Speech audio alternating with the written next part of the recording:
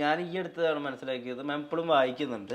ഓ അതെ അതെ ഞാൻ ഒരു തമിഴ് പുസ്തകത്തെ പറ്റിയൊക്കെ പറയുന്നത് കേട്ടു. അതായത് ഒരു കൃഷി ചെയ്യുന്ന കപ്പിൾ അതെ അതെ കൃഷി അതെ അതെ ചെയ്യാനേ ഓ പറ്റുന്നില്ല. അതെ അതെ എനിക്ക് ഭയങ്കരമായിട്ട് സ്ട്രൈക്ക് ചെയ്തു ആ കഥ.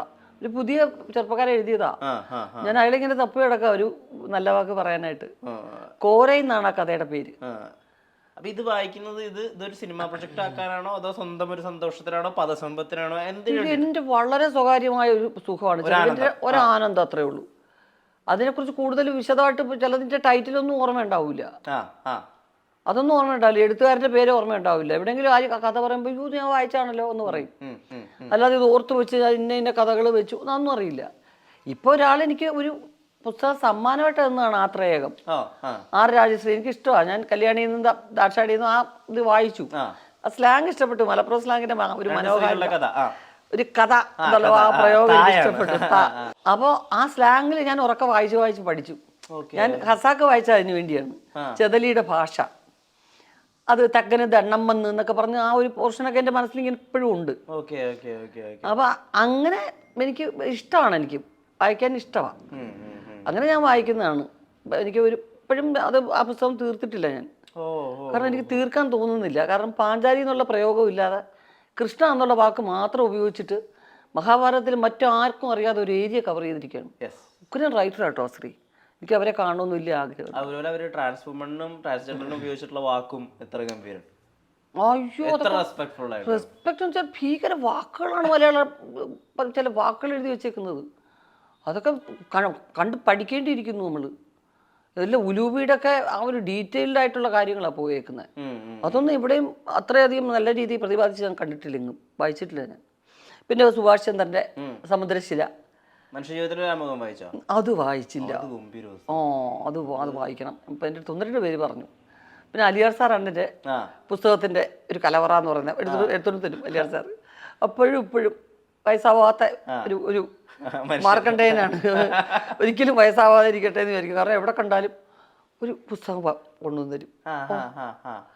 പിന്നെ കൃഷ്ണൻകുട്ടി നായർ അറിയത്തില്ലേ, ആ അങ്കിള് ലൈബ്രറിയനായിരുന്നു. അപ്പോൾ ഉർവശിക്ക് ഞാനൊരു പുസ്തകം കൊണ്ടുവന്നിട്ടുണ്ട് എന്ന് പറഞ്ഞ് എടുത്താൽ പൊങ്ങാത്ത കുറച്ച് പുസ്തകം കൊണ്ടുവരും. എൻ്റെ അച്ഛനായിട്ട് കുറേ പടത്തിൽ അഭിനയിച്ചിട്ടുണ്ട്. അപ്പോൾ എനിക്ക് അതൊക്കെ എൻ്റെ ഇഷ്ടങ്ങളാണ്. ഈ ജഗദമ്മയുടെ പോസ്റ്റേഴ്സ് ഒക്കെ കാണുമ്പോഴേ ഒരു കുട്ടിയുണ്ട് അതിനകത്ത്. ഈ എപ്പോഴും ഞാൻ കേട്ടിട്ടുണ്ട് ഒരു കുട്ടി എൻ്റെ ഉള്ളിലുണ്ട്, അതിനെ കെടാതെ സൂക്ഷിക്കാൻ വേണ്ടി ഞാൻ ശ്രമിക്കുന്നുണ്ട്. ഇതിനൊരു നല്ലൊരു മാർക്കറ്റിംഗ് വശമുണ്ട്.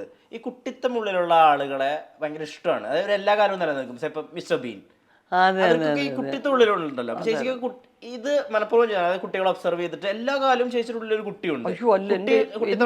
കുട്ടികൾ എൻ്റെ വീക്ക്നെസ് ആണ്. ഞാനൊരു കൂട്ടുകുടുംബത്തിലാണ് വളർന്നത്. 2 അമ്മമാരായിരുന്നു ചെന്നൈയിൽ ഞങ്ങളുടെ വീട്ടിൽ കൂട്ടുകുടുംബമായിട്ട്. അച്ഛൻ്റെ അമ്മയും അമ്മയുടെ അമ്മയും. അവരുടെ ശിക്ഷണമാണ്. മക്കളെ എന്ന് മാത്രമേ വിളിച്ച് കേട്ടിട്ടുള്ളൂ. എടീന്ന് നീയെന്നും ആരും വിളിച്ചിട്ടില്ല വീട്ടിൽ. അങ്ങനെയാണ് വളർന്നത്. സിനിമ വന്നപ്പോഴോ വാത്സല്യം എനിക്ക് കിട്ടി, എനിക്ക് മലയാളത്തിൽ നിന്ന്. അപ്പോൾ തമിഴിലൊക്കെ ആദ്യം പോകുമ്പോൾ അമ്മ എന്ന് വിളിക്കുമ്പോൾ എനിക്ക് വലിയ അവിടെ എനിക്കൊരു ഭയങ്കര ഇഷ്ടപ്പെട്ടു. എനിക്ക് ആ ഒരു കാര്യത്തിൽ. മറ്റു കാര്യത്തിൽ എനിക്ക് സിനിമ ഒന്നും ഇഷ്ടമില്ലെങ്കിലും വാങ്കമ്മ എന്ന് വിളിക്കുമ്പോൾ ഓ നമ്മളെ ഒരു വലിയൊരാളുടെ ശരി ഓക്കെ ജ്യൂസ് എടുത്തിട്ട് വാങ്ങൂ എന്നൊക്കെ പറഞ്ഞു കഴിയുമ്പോൾ ഞാനൊരു വലിയ ആളായി. അപ്പോൾ ഇപ്പോഴും എൻ്റെ മോള് ജനിച്ചപ്പം അവരുടെ ലാംഗ്വേജ് ഞാൻ സംസാരിച്ചുകൊണ്ടിരിക്കും. എൻ്റെ മോൻ ജനിക്കുമ്പോൾ ഇപ്പോഴും എൻ്റെ മോൻ്റെ അടുത്ത് പറയുമ്പോൾ അമ്മ എന്തോന്നമ്മ കുഞ്ഞു വാവേ പോലെയല്ല, ഞാൻ ഇപ്പോൾ വലിയ ആളായി എന്ന് പറയുക. അപ്പോൾ ഞാൻ പറയും ഞാൻ കുഞ്ഞു വാവേ അങ്ങനെ പറയും. മണ്ടയമ്മ. കാരണം അവൻ ഈ യൂട്യൂബൊക്കെ എടുത്ത് പഠിപ്പിക്കും. ആകെ കുക്കിംഗ് പ്രോഗ്രാം കാണാൻ വേണ്ടി അമ്മ എന്തെങ്കിലും വല്ലതും വെച്ചിരുന്നുണ്ടോയെന്ന് ചോദിക്കും മോനും. അവൻ യൂട്യൂബിൽ കുറേ സാധനങ്ങളൊക്കെ വെച്ച് ഉണ്ടാക്കും. അവൻ്റെ ഇഷ്ടമുള്ള ബ്രെഡും സാധനങ്ങളൊക്കെ ഉണ്ടാക്കി തരും. പിന്നെ ഭയങ്കര താല്പര്യമാണ്. ചേച്ചിക്ക് അമ്മയാവുക, കുറേ കുട്ടികളുടെ അമ്മയാവുക ഭയങ്കര ഇഷ്ടമായിരുന്നു എന്നുള്ളത്. ഞാനിത് പ്ലേസ് ചെയ്യാൻ ഉദ്ദേശിക്കുന്നത് നമ്മുടെ ബൂക്കുത്തിയമ്മൻ ഒട്ടിട്ട് റിലീസായപ്പോൾ അതിലൊരു സീക്വൻസ് ഉണ്ടല്ലോ, എനിക്ക് കുട്ടികളെ വേണം എൻ്റെ ചുറ്റും. കാരണം ഒരു കുട്ടിക്ക് എന്തെങ്കിലും കുഴപ്പം വന്നാൽ മറ്റൊരു കുട്ടി ഉണ്ടാവില്ല, എനിക്ക് ആരെങ്കിലും ഉണ്ടാവില്ല, അല്ലെങ്കിൽ ഒരു ഒറ്റപ്പെട്ട് പോയതല്ലോ എന്ന് പറയുന്ന ഒരു വലിയ ഡയലോഗാണ്. ചേച്ചി മാത്രമേ ഉള്ളൂ അതിനകത്ത്. ഫുൾ എല്ലാവരോടും ഇങ്ങനെ ഇതിന് എന്തുകൊണ്ടാണ് നിങ്ങളെല്ലാവരും ഇങ്ങനെ വളർത്തിയെന്നുള്ള എൻ്റെ ഒരു ക്ലാരിഫിക്കേഷൻ കൊടുക്കുക. അത് സീനൊന്നും ഉണ്ടായിരുന്നില്ല, സീനൊന്നും പറഞ്ഞിരുന്നില്ല. ക്യാമറ ഓൺ ചെയ്തിട്ട് ഇതിൻ്റെ പടം കഥ പഠിച്ച് ചൊല്ലുക മാഡം എന്ന് പറഞ്ഞു. അതെ അതെ അതെ അതെ. ബ്രേക്കിന് തൊട്ട് മുമ്പ് വിശന്നിരിക്കുക എല്ലാവരും. അങ്ങനെ അങ്ങ് എടുത്തു പറഞ്ഞപ്പോൾ നയൻതാര ചോദിച്ചു അയ്യോ കരഞ്ഞു എന്താണ്. ഞാൻ പറഞ്ഞു ഇത് കഥ പറയാൻ പറഞ്ഞു. എന്നാൽ ശരി പറയാമെന്ന് പറഞ്ഞ് ഞാൻ പോയി. പക്ഷെ സിനിമ വന്നപ്പോൾ അത് അത്ര നല്ല രസമുള്ള സീനായി അത്. അപ്പൊ ജീവിതത്തിൽ എങ്ങനെ ഒരു ആഗ്രഹമുള്ള കുറെ കുട്ടികളുടെ അമ്മയാവണമെന്ന് ആഗ്രഹം ഉണ്ടായിരുന്നു. അതൊന്നും അങ്ങനെ മനസ്സിലാക്കിയിട്ടൊന്നും ചെയ്യണമെന്നല്ല. അല്ല ചെയ്യണതാ. അത് സീക്വൻസ് പടം മനസ്സിലാക്കിയിട്ട് ചെയ്താണ്. പക്ഷെ എൻ്റെ അമ്മ എപ്പോഴും പറയുന്ന കാര്യം അത്. എൻ്റെ അമ്മയ്ക്ക് ഞങ്ങളായിരുന്നു സപ്പോർട്ട്. അച്ഛൻ ദേഷ്യപ്പെട്ട് അടുത്ത് വരുമ്പോൾ അച്ഛാ എൻ്റെ അമ്മ എന്ന് പറഞ്ഞ് ഞങ്ങളെല്ലാം കൂടെ കാക്കക്കൂട്ട് കല്ലെറിഞ്ഞതുപോലെ അച്ഛൻ അപ്പോഴേ പേടിച്ച് ഓടും. അച്ഛൻ ഞങ്ങളുടെ കൂട്ടത്തിൽ ഒരാളായിട്ട് എൻ്റെ അമ്മയെ കണക്കാക്കിയിരുന്നത്. അച്ഛനും അമ്മയും തമ്മിൽ 10-15 വയസ്സിന് കൂടുതൽ വ്യത്യാസം ഉണ്ടായിരുന്നു. അപ്പോൾ അമ്മ ഞങ്ങളുടെ കൂടെ കളിക്കും. അമ്മയുടെ അത്രയും കോമഡിയും ആ സെൻസും ഒന്നും ഞങ്ങളുടെ ആർക്കും കിട്ടിയിട്ടില്ല. കൽപ്പന ചേച്ചിക്ക് ഒരു ചെറുതായിട്ട് കിട്ടിയിട്ടുണ്ടെന്നുള്ളേ ഉള്ളൂ. കോമഡി ചെയ്യുന്നതിനും പറയുന്നതിനും ഇൻഹിബിഷൻ ഉണ്ടാവാൻ പാടില്ലല്ലോ. എൻ്റെ മുഖം ഗോഷ്ഠിയാവോ എന്ന് വിചാരിച്ചാൽ ഒരിക്കലും ഒരു കോമഡി ചെയ്യാൻ പറ്റില്ല. അപ്പം അതൊക്കെ എന്ന് പറയുന്നത് ആ കുട്ടികളോടുള്ള സ്നേഹം കൊണ്ട് തന്നെ കേട്ടോ. അപ്പോൾ ആരാവണമെന്ന് ചോദിച്ചു കഴിഞ്ഞാൽ എൻ്റെ ഓർമ്മയിൽ ആദ്യം ഞാൻ എൻ്റെ അമ്മയെ പോലെ ഇമിറ്റേറ്റ് ചെയ്താൽ പഠിച്ചത്. അമ്മയായിരുന്നു കൂട്ടുകാരി. അപ്പം ഈ അപ്പ ഉണ്ടല്ലോ അമ്മണി കോവാലം വരുമ്പം കാരക്ക കൊണ്ടുവരാൻ പറയണേ. കാരണം ഈ കാരക്കയാണെന്ന് കിട്ടുന്ന വലിയൊരു സാധനം. അതാണ് അത്. ഡേറ്റ്സ് ഇതൊന്നും അറിഞ്ഞൂടാ. അതൊക്കെ ഇപ്പൊ കേൾക്കുന്ന വാക്കല്ലേ. കാരക്ക എന്ന് പറയുന്നത് ഈ ജോമെട്രി ബോക്സിൽ ഇട്ടുകൊണ്ട് കലച്ചേച്ചി മിരിച്ചേച്ചി സ്കൂളിൽ പോയി മത്സരിക്കുന്ന ആ സാധനമൊക്കെയാ. ഈ പുളിഞ്ചിക്ക അങ്ങനത്തെ സാധനങ്ങളാണ്. ഇലുമ്പമ്പള്ളി എന്ന് പറയത്തില്ലേ. അപ്പൊ ഇതൊക്കെയാണൊരു നിധിയായിട്ടൊന്ന് കൊണ്ടുപോകുന്നത്. പിന്നെ ഇങ്ങനെ വെച്ച് ഇങ്ങനെ ആക്കുന്നൊരു ചുടക്ക് കിട്ടുമായിരുന്നു അന്ന്. ഇതൊക്കെ ഇത് ആരാണ് കൂടുതൽ സമയം. അപ്പോൾ മിനി ചേച്ചി കവിളിൽ നെറ്റിയിൽ എൻ്റെ തലയിലൊക്കെ കൊണ്ടുവച്ച് തട്ടും. എന്നിട്ട് ചോദിച്ചാൽ തരത്തേയില്ല. അപ്പോൾ ഒരു ആ ലോകം എന്ന് പറയുന്നത് ഒരു കളങ്കം ഉണ്ടായിരുന്നില്ല.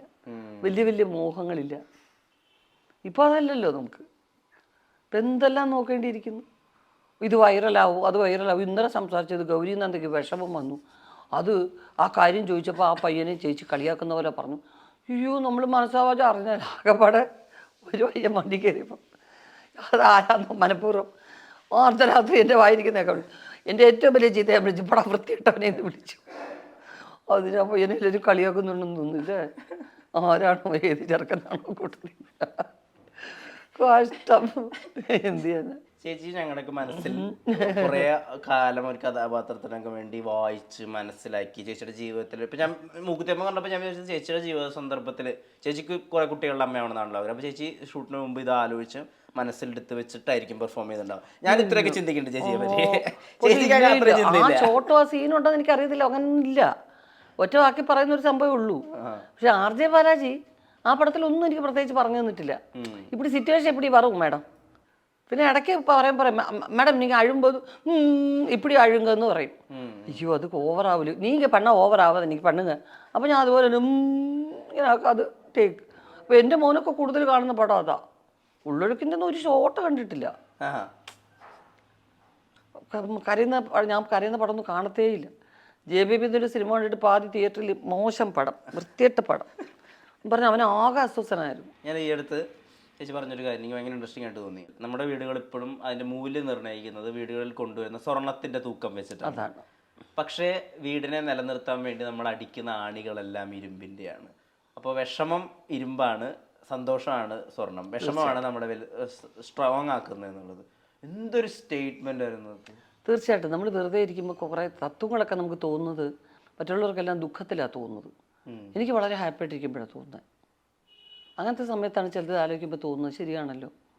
അതിൻ്റെ ഒരു കഥകിൻ്റെ ഒരു ആണി ഇളകിയാൽ അപ്സെറ്റ് ആവുകയാണ് ഞാൻ. അലമാരയിരിക്കുന്ന സ്വർണ്ണത്തിനെ പറ്റി എനിക്ക് ചിന്തയില്ല. പക്ഷേ ഇത് കഥക് ശരിക്കും അടയുന്നില്ലല്ലോ. ഇത് അടയ്ക്കാവുന്ന രാത്രി ആരെങ്കിലും തള്ളിയോ തുറക്കത്തില്ലേ.